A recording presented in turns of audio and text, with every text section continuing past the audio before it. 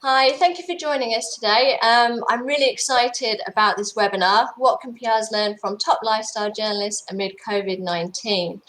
So JBH has covered a similar topic in a webinar before, but we haven't actually sat down with a journalist and a news editor to find out really how this virus is impacting journalism too.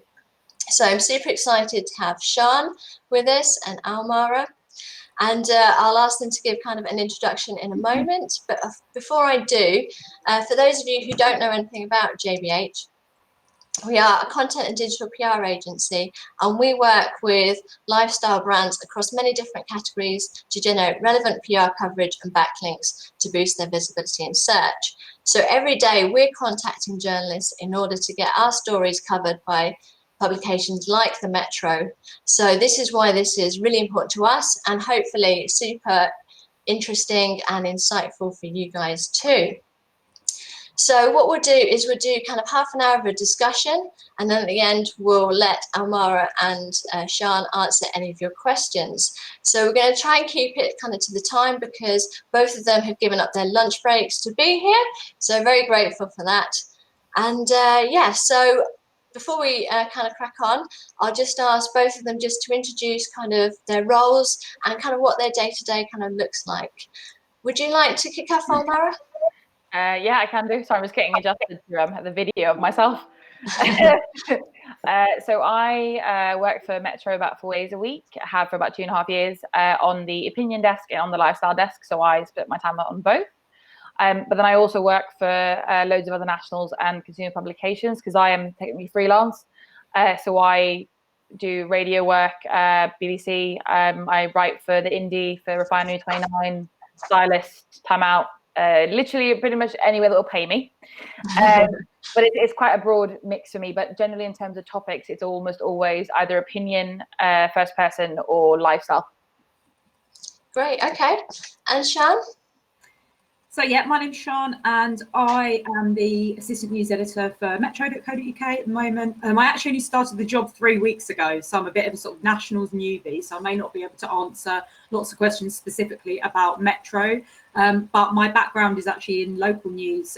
So I started working at a local news website called Kent Live about 4 or 5 years ago. And then I worked for another local news website in London called My London. And then so I've just started my job at the Metro. So I've worked across sort of, a wide range of local news websites. And I also run a careers blog on the side called Career Camel, which I also accept pitches for. So that's kind of a bit more careers orientated. Perfect. Okay, so that's good to know. So we've got a wide range of kind of national and local experience too, which is great. So just to firstly, I'd like to kind of find out from both of you kind of how COVID-19 has impacted kind of your jobs, kind of your day-to-day, and especially kind of whether you've had to work even harder, whether there's more news stories you've got to put out. So how it's changed for you really? I'm not sure what's that. Yeah, I mean, obviously mine is quite different to Sian's because again, I am freelance. So personally, I've lost one regular gig because they cut their entire budget. Budget overall is very, I wouldn't say tight, but it's just one of those, the stories have to be much more targeted to exactly what you're trying to say. And the sort of, in the middle bit where you could get sort of fluffy things kind of going isn't really working anymore. You just got to get something that's standing out from the rest. okay. And then also I've had to find different ways of working. So I work a lot more directly with PRs to get exclusives and real life stories that you can either sell on or you can write about them yourself, whichever. Then I know obviously loads of my friends as well who are freelance have lost a significant amount of work in the freelance sector. Unfortunately, even though our editors are still lovely, it is a case of everyone suffering in the economy currently as it is. Yeah. So, I understand that a lot of people kind of want to get out there covering for the clients, but you're better off giving us quality over quantity right now because we're being very selective with our stories. Okay, so no fluffy stories at the moment. You can do fluffy as long as it's not. When I say fluffy, I don't mean a soft story. I mean in terms of, if it's something you pitched in the past and it hasn't worked, there's probably a reason. So maybe don't try it right now. Look at the news cycle. If it's not, you know, if you're not seeing anything like it, and there's really nothing around it, then that's probably because currently it's not a priority. So just being honest with yourself on which clients actually are worth talking about right now, which ones you might want to wait a bit, see what happens. Okay. And with, as you say that budgets have been cut and you're writing for less publications, are you writing more stories for the ones you are currently working with? So personally, I'm not writing less. And when I say budgets are cut, for me, it's going to be in for one publication. I'm not going to name it because I'd rather not really. But it's more, it's finding different ways of working. So for instance, I sell a lot more stories now than I used to, and do a lot more in terms of exclusives. And when I say sell, I mean in terms of I'll find a great case study, but I won't have time to write it up because I'm too busy. So I'll then pass it on. So it's coming to me with a great story and a great case study all ready to go, as opposed to just going, hey, I saw this, you know, this little stat about something that really isn't relevant to anything I've ever written about.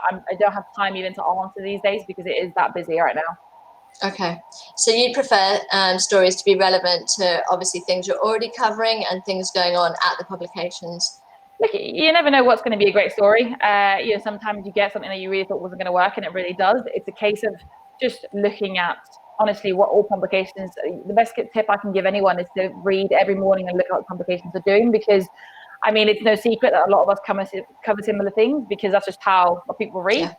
So it's by doing that, then you can just get a good idea of what's important to us right now. But at the same time, I mean, develop a good relationship with the journalist and see, you know, what we say as well. But please, please, please do not ask us for loads of feedback right now, because now is not the time. Okay. Good to know. Thank you. Apart from this chat, obviously.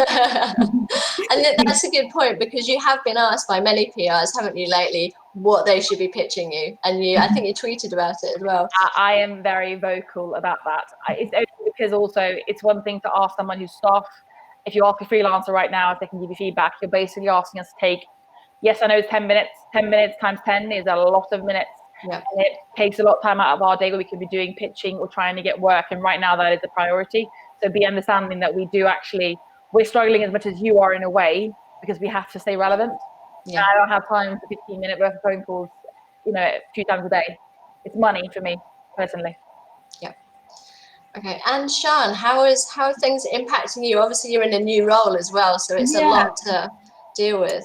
Yeah, so I've got a sort of slightly different perspective on this, obviously, because I work full time, but I don't have to, you know, I have the luxury of not having to worry so much about, you know, looking for the work. But in terms of the interaction in the newsroom, it's very different. And obviously, Almara will find that as well. You know, not being in the newsroom actually has quite a big impact on the amount of time and how you're using your time now, because you're not, you know, instead of just asking the person next to you about something, you now have to message them or you have to email them, and that takes up quite a lot more time. I'm also finding that I've got a lot more emails in my inbox that I have to sort of go through. Just generally, there's a lot more people, like there's a lot of more discussion around the website and things like that. So I'm getting a lot more in, which again means that I don't have as much time necessarily to respond to people. So again, like not really able to give much feedback to people at the moment because I haven't got the time. And I've started my new role from home, so I haven't actually even met Almara actually, even though we work together, which is a bit strange. So yeah, I've not met any of my colleagues yet. So that again adds a new challenge, because I'm working for a new website. I'm trying to get to grips with its audience and that kind of thing, and trying to work out exactly what people want me to write. So I'm finding that a challenge without being just in the newsroom and kind of, you know, absorbing that atmosphere. So it's taking quite a lot more effort. I'm having to do more, you know, loads more reading around it, loads more sort of messaging my colleagues and things like that. So all of this stuff takes up more time, which again sort of takes us away from that kind of story hunting aspect. You kind of want it all there, you know, it's easy to use as soon as possible. And are you finding that you're being asked for different stories at the moment? Is it kind of, I can't say business as usual because obviously it's not, but is there been a dramatic shift in the type of stories you're being asked to kind of cover or look for? I think, you know, it definitely has got a heavy sort of coronavirus focus, I think, even if it's not necessarily directly about, you know, information or like really sort of hard straight news about, I don't know, things like, you know, numbers of cases or stuff like that. There's still things which are, linked to it, and even things which you sort of feel good. So, you know, we're looking at things like looking at the NHS, looking at the really good things that people are doing around it. We're looking at, you know, charities. So it's, a lot of it is linked in a lot of ways. But we are still also looking for stories which, you know, are not coronavirus stories, because there is a little bit of fatigue around that subject as well. And people wanting, I think, an escape from that. I agree on that as well. Mm. Very much agree. I think it's just important to remember that even though coronavirus is the majority of the news cycle, it's not all we want. Mm. Definitely. Do you think we're reaching the point where people are more or less sick of hearing about it? Are we getting to that point, or do you think there's still plenty of room for virus-related stories? I wouldn't say people are sort of absolutely sick of hearing it, but I think they want a mix, because I think people still want to be informed and they want to know what's going on. But I think actually people are quite interested in the kind of, I don't know what the word is, kind of the condition of society at the moment, like how people are dealing with this. What are people doing in lockdown, you know, but in a fun way as well. What are the fun things that people are doing? People want inspiration for, you know, fun things to do, or they want to be nosy and see what other people are doing. You know, they want to hear about these hilarious stories people have got about, I don't know, like breaking up with their partner in lockdown, and, you know, there's lots of discussions around it which aren't directly about it, if that makes sense. And if you agree, Almara. I would say there's also, I mean, there's opportunity to sort of to venture into other areas for clients if that's what you're trying to do, because yes, you obviously consider what you're pitching to us and don't pitch stuff that isn't relevant at all. But again, like Sian said, it's people are, again, I don't think tired of hearing about coronavirus, but there's, you know, they want to move the conversation forward. If it's already been covered, check and see if it has been covered, and then try and find a new angle to it. And also, especially with the positive stuff, I think overall as human beings, we like positive news because it uplifts. If you've got a positive story, always do pitch it. And it may be, because I work on the opinion desk as well.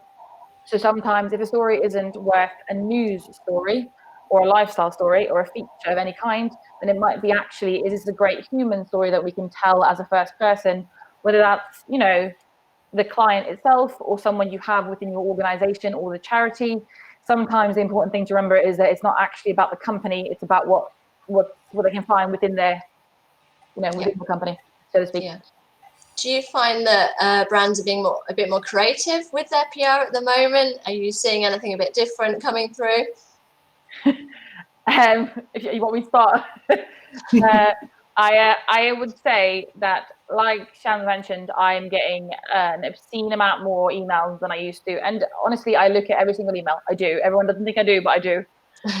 No, genuinely, because you never know what's going to be a good story. But I would say creative, yes, some people absolutely, but a lot of it, if I'm honest, is just either PRs or case studies, or, you know, people coming in touch to shovel whatever they can shovel because they just want the coverage. And unfortunately, I'm going to be brutally honest, we can tell when you haven't put the thought in behind the pitch or the angle, because it's just very evident. So I would say, rather than thinking of 10 ideas, focus on one really great idea and pitch that.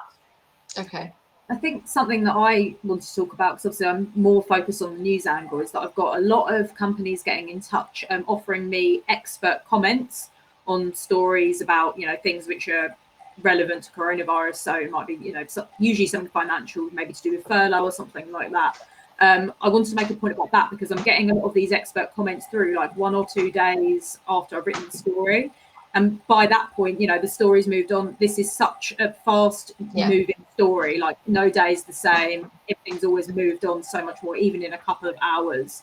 If I don't have those expert comments to hand by the time, you know, at the time I'm writing the story, they're absolutely definitely not going to be used. You know what I mean? Because it's just far too late. And people get in touch and like, so you wrote this story about XYZ. You know, that's in hindsight.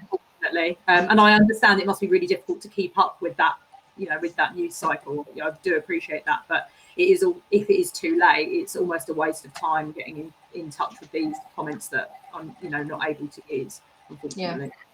I would agree on that also, and say that I think for me personally, at least as a journalist, the most important thing is to always stick to the deadline. If I've told you a deadline, it is because I'm getting that deadline from somewhere else, or I have a schedule I'm following for the day. So if you don't hit that, please don't get in touch afterwards and say it's 3 hours later. That happened yesterday, actually. I did a piece and they came in 2 hours and like, oh, we've got the comments for you now, here you go. And I was like, you're 2 hours late. I was very specific. I even said in my request, this is the cutoff, and please don't email if you can't hit it. So it's just better for your relationship as well if you just try. I know, again, I appreciate as well, it's not easy because we move at a very fast pace, but just try and do your best to sort of follow our pace if you can. Yeah, just to be ready really with any kind of reactive comments, etc., to have everything you might need rather than, you know, to make you kind of come back to us really with, you know, asking for extra things. And follow the news cycle as well, because lots of you know, news outlets report in advance because they get tip-offs about you know what's going to be said in that afternoon's press conference, for example, and things like that. You know, if you've got things like these comments that you really want to be used, you know, try and be really hot on the news cycle and follow that, so you can foresee if something that might be relevant to one of your clients is actually going to come up that day or the next day. I would Definitely. Just to add, I would say also, like, a lot of the time, I mean, you can sort of tell what's going to be the next thing that we talk about, because if you go on social media and you kind of analyze a little bit and just, you know, every couple of hours have a check-in and see on either, you know, on Google Trends or whichever, you will tell, because we work off that just like everyone else. I mean, obviously, yeah, there are original stories that don't come from that sort of thing, absolutely. But a lot of the time, if the whole world is chatting about something, it's already online, you'll see it, which means we are as well. Okay. And what are your deadlines like at the moment? Has that changed significantly? Because yours is quite different from mine.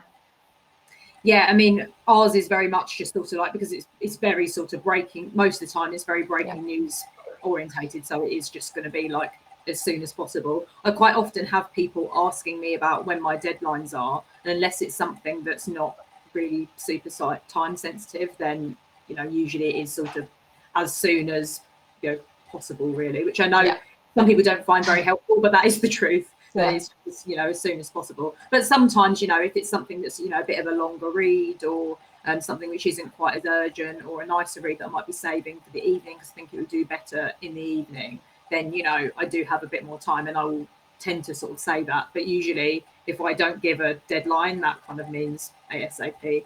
And then people get back to me, they're like, when's your deadline? I'm like, now, please. you know, I find it funny because mine are very different from Sian's, obviously, because I'm not on news. But even then, honestly, as soon as we can get something is always better, even if the deadline is at 1, get it at 11 if you can.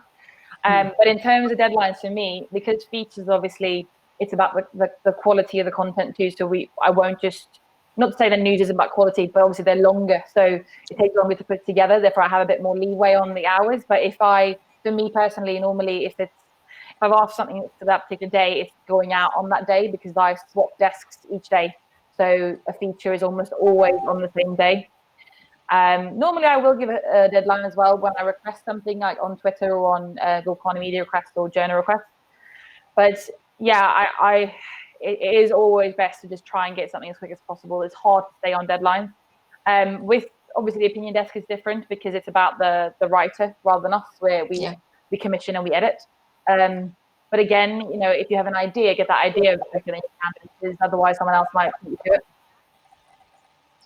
And in terms of kind of generating kind of case studies, it's something we think about when we're putting pictures together. Do you need more case studies at the moment, and are you finding it harder to get hold of case studies? Do you want to start? Yeah, sure. Go for it. Yeah, no, I think actually at the moment, I think there's a lot of, as I sort of mentioned before, there's a lot of interest in this sort of the human interest aspect. People want to hear about, at the moment, there's a lot of numbers out there. Everything is very sort of numbers and data focused at the moment, particularly from the government. So people want to hear the stories behind those numbers. So people, you know, they want to hear both the sad and the, you know, they want to hear the sad stories about sadly people that have passed away maybe, but they might want to read, you know, the uplifting stories about, you know, the people that have beaten it, or the amazing things that people are doing, you know, on the front line for the NHS. They want to hear those things. So any kind of case study at the moment, like, I think, you know, news particularly sort of crying out for, to just to make sense of it. Numbers don't really help people, you know, recognize something in the real world, but having a person pictured and interviewed really brings it home.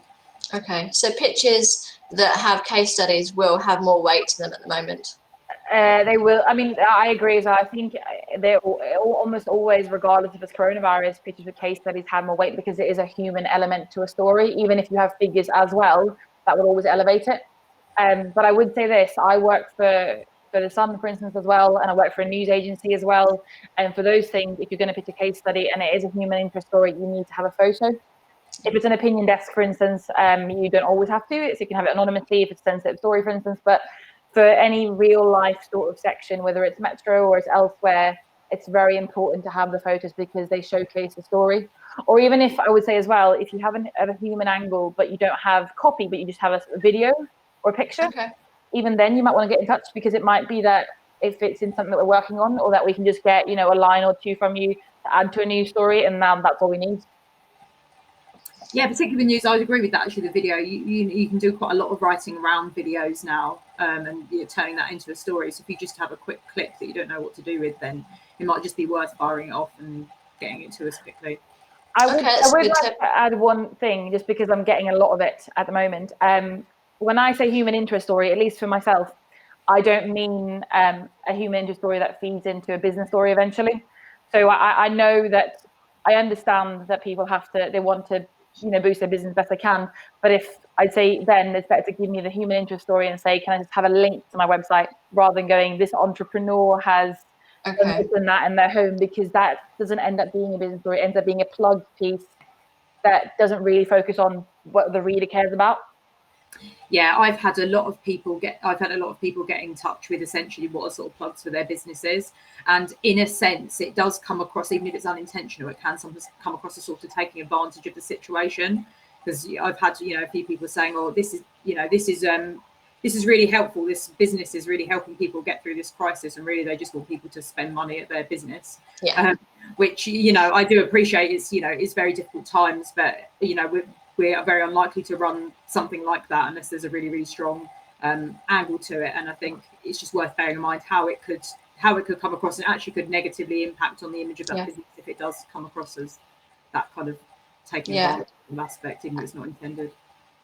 That's good to know. And I think that leads really nicely into asking you both if you've had any pitch fails, or if there's anything you can share with us about what not to do. You don't have to name names, but it'd be really interesting to hear some horror stories, because everyone loves a fail. Tomorrow you'll have more. Because I have multiple inboxes, I get on average around 300 emails a day, if not more. And I can say without a doubt that at least 20% of those are probably fails, massive fails.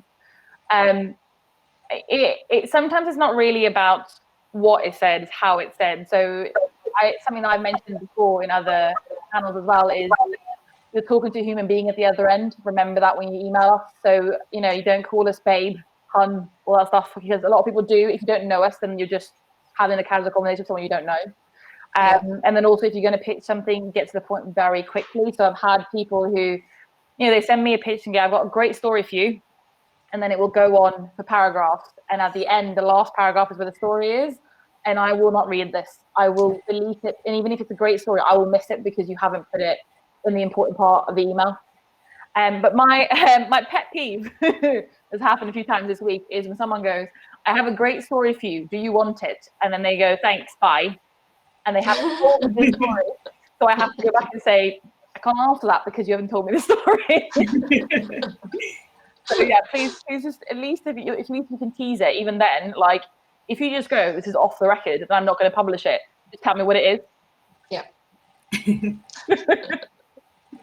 How about you, Sian? Yeah, I mean, I'm kind of similar. A lot of it is the way it's sort of delivered rather than what it actually is.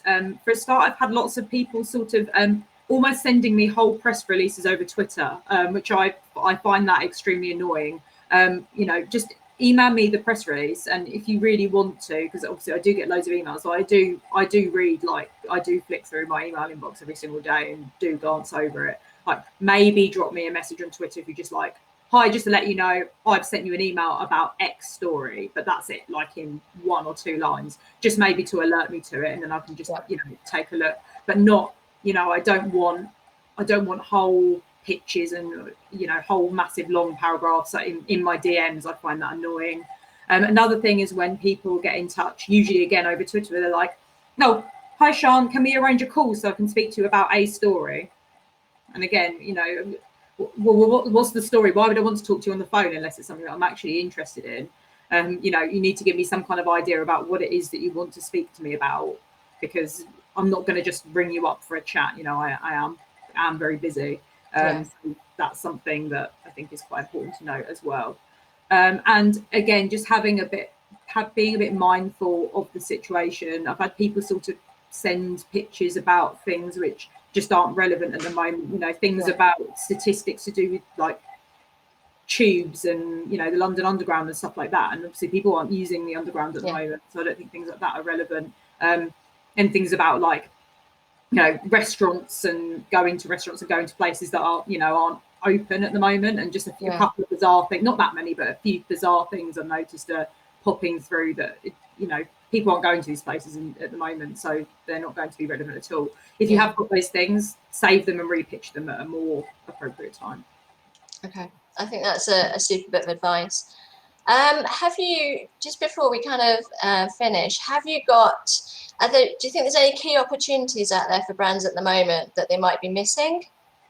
I would say on the lifestyle angle, something to maybe avoid, or not avoid, but there's been, I know a lot of people now are really pushing we're doing charity XYZ at the moment, and although that is lovely and I think it's great personally, obviously, but there's been so much of that it has a bit of fatigue at the moment. You know, they're raising money here and there and for everything these days, and again, that's great, but we've already covered the majority of it, so I would maybe look further afield it will give it a different angle to that.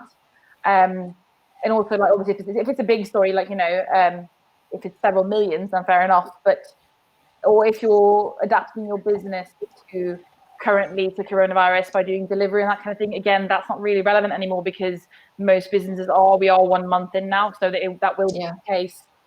So that's actually what you shouldn't do. So opposite of your question. Still useful. So in terms of opportunities, look, there's always, we've had to adapt on, you know, how we work and what we do, what we write about. So there's the same thing on the other end, the PR end. So, you know, just look at what your client can offer. Obviously, it's hard to give an example without knowing who the client is. But, you know, if it's something they can even just comment on, whether it's not, for instance, say, I'm going to give an example. Say you've got a client who's a stationery client.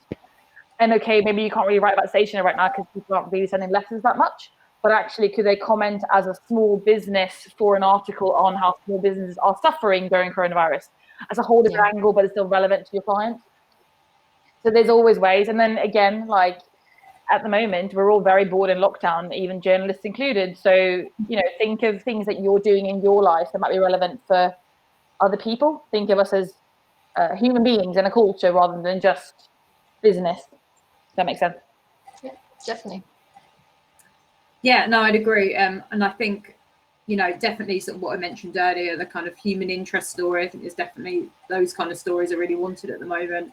And I think things which are just a little bit lighter and a little bit sort of maybe a little bit unusual, a little bit off the wall. So is there anything like really funny or entertaining that somebody's doing? You know, I know sometimes that can be difficult to find. But I think, you know, definitely those human interest stories, and also I think speaking outside of news in terms of sort of entertainment, obviously people are watching a lot more TV and things like that at the moment. So I think there's quite a lot of interest in TV. So if there's anything you can sort of pick out of that at the moment, then I think that could possibly work for you. Yeah. Great. Okay, so that's some good opportunities there.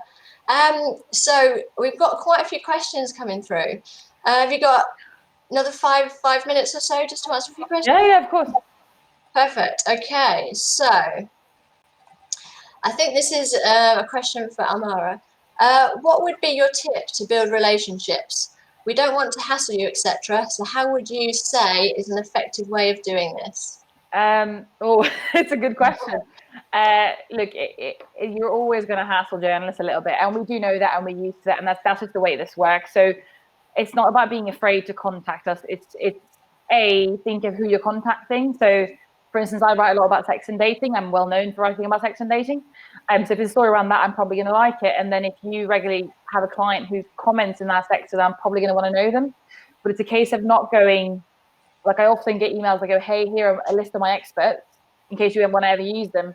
Unfortunately, a lot of the time I will probably forget that a second after I've seen the email, because it's just another thing for me to add to my list of things to do. So to build a relationship, you're actually better off going, hey, saw your Twitter request or whatever, have a client I want to put through, here you go. If it's not, if it's not reactionary, you can't actually come to me after the request I've done, then maybe just go, hey, I've got a story for you, here it is. Every journalist is different. Like I don't like phone calls. I like an email that's quick to the point. But then again, Sian might like phone calls or emails that aren't directly to the point. Like it's very individual. It's about remembering that we're just people like you are, so just be nice and normal and do your job. But my biggest thing I would say to not do with the journalist is to never ever expect us to do your job for you. So if you're giving us a story, then give us the story, but don't say, I've got something that might work for something, but can you give input on this? Like I've got a product that's coming out. Can you give me input on how I could, not even how I could pitch it, but what about it is interesting? That's not my job to do. You're meant to give me the story so I can then see if it is a story. Yeah. That's really important if you're building a relationship. And also, honestly, the people I go to most are people who have given concise and quick comments that were good comments and what I asked for, not something off field. Okay, good to know. Yeah, I think sort of just adding to that, I think definitely just making sure that you don't sort of overcomplicate things by trying to get us to dig for the line and giving us all the information. If you send us, even if it's a fairly decent press release, if it's not got any pictures, and then I go back to you and I go, have you got any pictures? And they're like, oh no, then you can't use it. And then that will annoy us because it's sort of wasted our time, particularly if it was something that we're interested in. So make sure you sort of have everything ready for it to go, because you don't know when that person's going to get back to you. And just on a really basic level, like just things like don't get people's names wrong in there. In the last week, someone get in touch with me saying that I worked for the Telegraph, even though they emailed me on my Metro email address. And someone sent me a message being like, oh, how's it going at your new job at the Evening Standard? And it actually says on my Twitter bio where I work for. Just double check those little details, because those are things that, if it's still a good story, then I'll probably overlook it, but it just doesn't look that great if you get that kind of thing wrong, just on a really basic level. I mean, to add, I've actually had someone email my Metro address and go, where is this going to be published? So it's just, if you email an actual publication, then you should know. It's definitely, it's a bad precedent. That's all. Like as Sian said, we will pick up the story if it's a good story, but you're kicking yourself by starting it off like that. So don't forget the basics and package everything up. Make sure you have everything you need. Oh, okay, so we've got another question, and this is, hello both, Scott from We Are Mandate here. Any idea what the editorial split is at the moment of COVID-19 stories versus non-COVID stories? I would love, I'd love to know if someone's done some data into it, but I mean, I'd probably say on the whole, I'm maybe writing 80% coronavirus. But then when I say that, it depends what you kind of consider a coronavirus story, because when I say coronavirus, it's not necessarily directly about it, but it might be, it might be related to it, but it might not be directly about, the kind of hard facts, but it might be a story around it. But that's just a complete sort of guesstimate from my end. But someone might have done some research into it. I'd imagine they probably are. I'm sure someone has somewhere. I don't think really, it's also hard because you're talking publication by publication as well. Like new publications might be doing something completely different. I mean, for instance, I've written a story the other day that's about baking, but actually the baking is connected to the coronavirus. Everyone is baking because of coronavirus. So again, it's not directly, like Sian said, about coronavirus. It's just, your best bet, if it's a publication you really want, is to just literally have a quick read, 5 minutes every day, to see how much you're talking about, what you're talking about. Yeah. Good tip there, thank you. We've got another one. So would you recommend PRs avoid email follow-ups right now? It's a big debate in the PR world, and I imagine your inbox is already full without a follow-up 2 to 3 days later. So do you appreciate follow-ups, or is it something that you'd like to avoid? I am yes and no. The reason I say that is normally I would be a no, because again, I know not all journalists check through every email. I know not all of them have time to do so. I try to, because I just want to make sure I don't miss something. It's more a case of, is it necessary for you to chase me up? So is it the day after you just emailed me? then don't. I probably haven't had a chance to get to it yet. Don't do it the same day. I honestly get, at the moment, a lot of people emailing hours after they've done it, thinking that I'm just reading my emails all day. I'm not.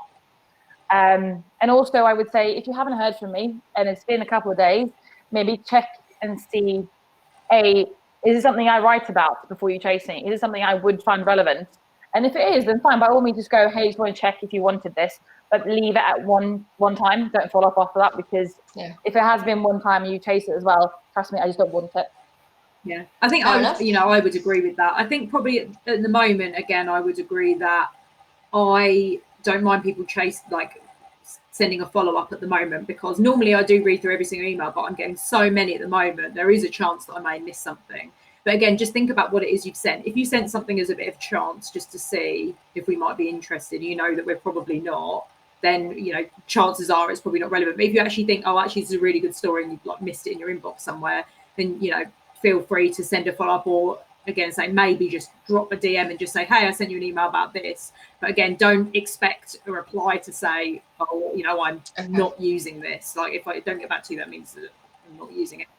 Also, to add, I'm a no on the DMs. Do not DM me, please.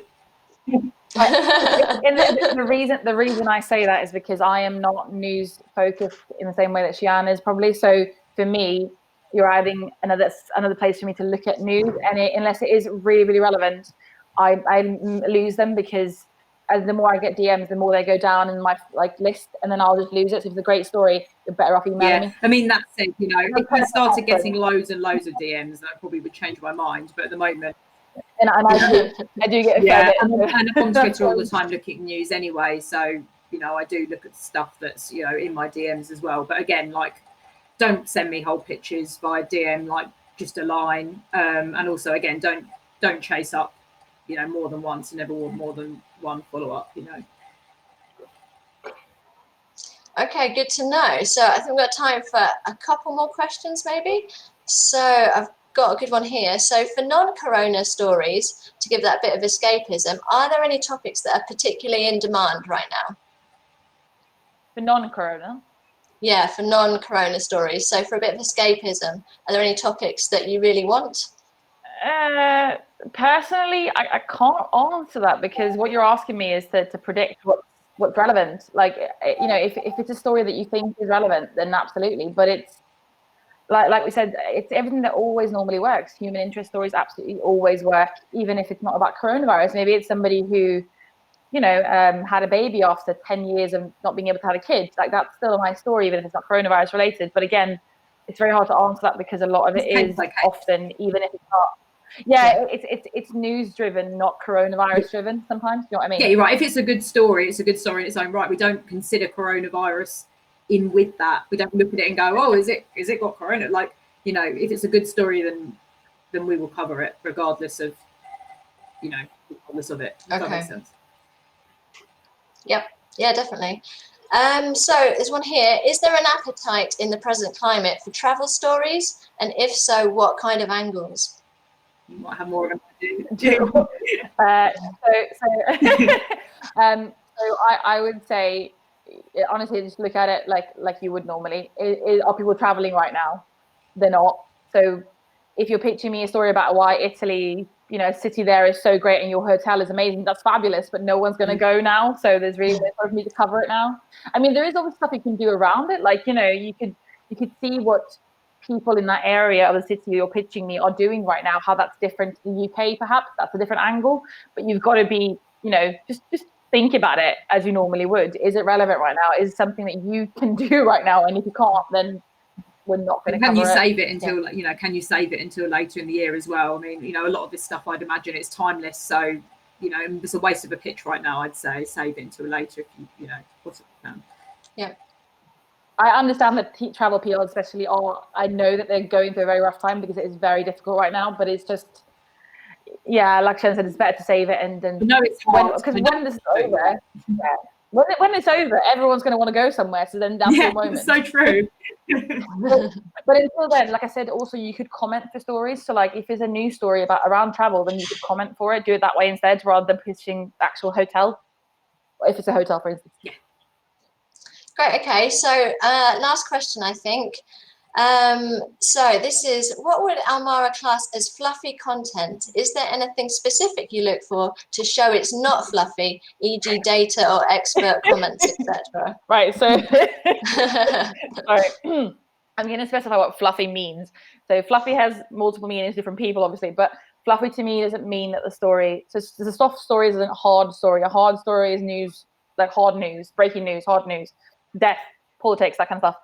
A soft story can be anything from a feature or like lifestyle story. Fluffy to me is just when it's a story that has no relevance and you've made no effort, and it won't place because, honest truth, no one really cares about it. No one gives a shit about it. That's a fluffy story for me. You've just pulled something out of nowhere. So I'm trying to think of an example because it's easier to give, but it's just basically you're trying to make what you're pitching relevant, even though it isn't. That is a fluffy story. I mean, obviously, a stat is always preferable, or a survey, because you can build stories around it. I do full-on features that are focused on one particular stat, and that stat might be the only bit I wanted from the entire survey. So yes, I do prefer something like that to sort of build a story around. But then again, like I said, a lot of my stories come from, and this sounds conceited, but I don't mean it like that, but it comes from my brain. I go, oh, this could be quite interesting. And then I look for an expert to comment on it, and I look into, is this a thing? So sometimes it's the other way around for lifestyle. It's not quite the same as news because we do a lot of original, especially at Metro, we do a lot of original work. Yeah. So I mean, honestly, it's a good idea to follow all of us on Twitter and have a look and see what we talk about, because we will often ask for it on there. That's not me plugging myself, it's me going, that is actually how we do it. We go on social media, on Facebook, to groups. That's how you find our stories. That's how you do it. And just read through people. So yeah, fluffy just bullshit. That's how fluffy I was say, just look through people's author profiles as well, see what kind of stories they're writing about, and you'll soon get an idea. Brilliant. Okay, I think that's a really nice note to end on. So obviously check journalist profiles and just kind of take it from there. So we kind of run out of time. So thank you very much for Sian and Almara. This has been really useful. Yes, do your plug, yes. So the only plug I actually care about is my quiz that is tomorrow. And it's not because it's for me. So I'm the dating expert for a dating app called Bear, and we're doing a quiz to raise money for the Vagina Museum tomorrow, which is really important because honestly, female sexual health isn't that covered as a whole in the world. And being on a lifestyle desk that cares a lot about female sexual health, Metro, we do. So if you can join us tomorrow and help raise some money, that would be great. And it's on my Twitter. Have a look and see the link. Thank you. So thank you again, and thank you for joining us, everyone. And please look out for more of our webinars in the future.